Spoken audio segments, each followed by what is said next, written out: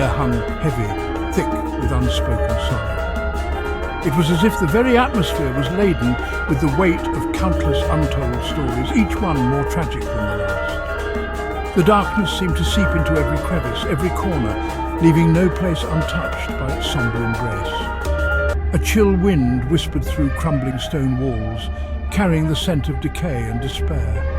The once grand structures now stood as silent witnesses to the passage of time, their glory days long forgotten. The wind's mournful song echoed through the empty halls, a haunting reminder of what once was. In the heart of this desolate landscape, a solitary figure moved, consumed by a darkness that mirrored the world around them. Their steps were slow, deliberate, as if each one carried the weight of 1,000 regrets. The moor stretched out endlessly, a barren wasteland that seemed to swallow all hope. This is the essence of Gothic literature, a descent into the shadowy depths of the human soul, where rage and the yearning for revenge fester and grow. The pages of these old, weathered books are filled with tales of haunted mansions, cursed families, and the eternal struggle between light and dark. This exploration delves into the tormented psyche of the Gothic protagonist, laid bare by abandonment and isolation. Their loneliness is palpable, a constant companion that gnaws at their sanity.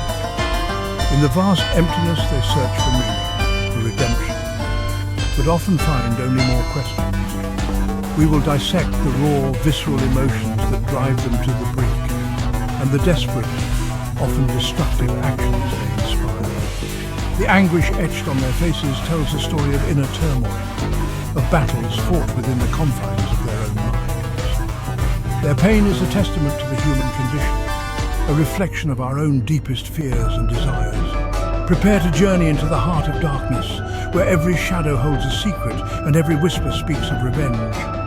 The dense fog of the forest conceals untold horrors, while the flickering candlelight casts eerie shadows that dance on the walls. In this world, nothing is as it seems, and every step forward is a step deeper into the unknown. Betrayal. A word whispered on the wind, sharp as shattered glass, leaving wounds that refuse to heal. Our protagonist, abandoned by those they held dear, stands alone at the precipice of an abyss. The pain of this isolation is a living thing, a constant gnawing ache that poisons every thought, every dream. They wander through the remnants of their former life, haunted by memories that twist and turn, transforming into instruments of torture. Each echo of laughter, each shared glance now serves only to deepen the wound, a constant reminder of what has been lost. The world, once vibrant and full of promise, has faded to a dull, lifeless grey. Within the confines of solitude, the seed of rage finds fertile ground. It begins as a flicker, a spark of resentment against the injustice they have suffered. This ember of anger is fanned by the winds of isolation, growing steadily into a roaring inferno that threatens to consume them entirely. The world shrinks, the walls of their isolation closing in, until there is nothing left but the all-consuming fire of their rage. It becomes their sole companion, a warped and twisted mirror, reflecting back their pain and amplifying it tenfold. In this state of perpetual torment, the line between victim and perpetrator begins to blur. Picture this. A storm rages outside, mirroring the tempest within the protagonist's soul. They stand before a flickering fireplace, the only source of light in a room shrouded in shadows. In their hand they clutch a letter, the ink smeared with tears and time, a tangible reminder of their betrayal. Each word they reread is a fresh wound, a searing indictment of the injustice they have endured. The paper crumples in their grasp, a physical manifestation of their burgeoning rage. Their breath comes in ragged gasps, each exhale a whispered promise of retribution. The seed of vengeance, planted in the fertile ground of their despair, has taken root and begun to grow. Consumed by the inferno, rage's grip tightens. It starts as a flicker, a small spark of anger that quickly grows into a roaring blaze. The desire for revenge becomes an insatiable hunger, gnawing at the very core of their being, demanding to be fed, a craving that consumes every waking thought, leaving no room for peace or reason. It festers and grows, taking over their mind. It whispers in the shadows, promising solace, a false sense of comfort that only deepens the wound, offering a twisted form of justice that becomes the sole driving force in their existence. The once vibrant soul, full of life and hope, now consumed by the inferno of their rage, is reduced to ashes. Their identity, their very essence, is lost in the flames, transforms into a chilling reflection of their tormentor. Their every action, every word, becomes laced with venom, a poison that spreads to those around them. Their once gentle touch, now capable of inflicting pain. They become a puppet, a mere shadow of their former self, dancing to the tune of their own righteous fury, unable to break free from the chains of their anger, blind to the destruction they leave in their wake. The world around them crumbles, yet they remain oblivious, consumed by their quest for vengeance. The line between justice and vengeance blurs, becoming indistinguishable in the haze of their fury, lost in the haze of their all-consuming rage. They become a force of nature, unstoppable and unrelenting, driven by a fire that refuses to be quenched. Section 6. Retribution's Dance. A desperate longing for justice. The protagonist, driven by their desperate need for retribution, embarks on a dangerous path. They become a phantom, lurking in the shadows, their every move calculated to inflict maximum pain upon those who wronged them. Their quest for justice, warped by their suffering, transforms into a macabre dance of vengeance. They become a force of nature, as unpredictable and destructive as a hurricane. Their actions, fueled by the inferno within, leave a trail of devastation in their wake. Yet even as they exact their revenge, a chilling realization dawns.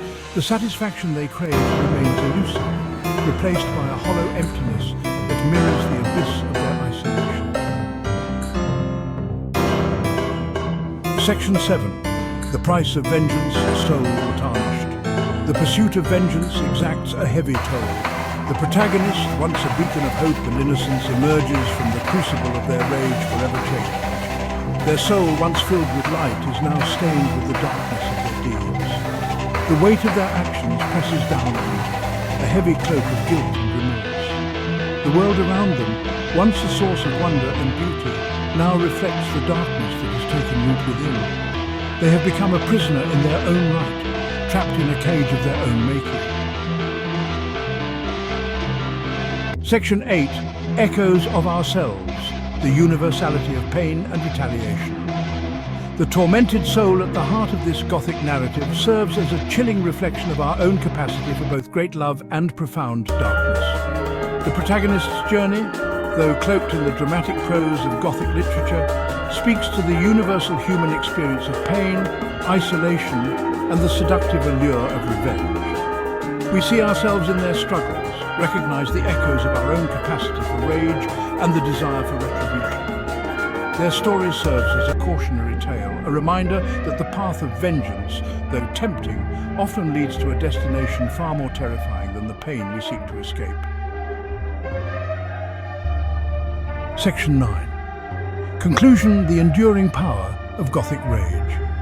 The exploration of rage and revenge in Gothic literature offers a glimpse into the darkest recesses of the human heart. These stories, often set in decaying castles and haunted landscapes, delve deep into the psyche, revealing the raw and unfiltered emotions that drive human behavior.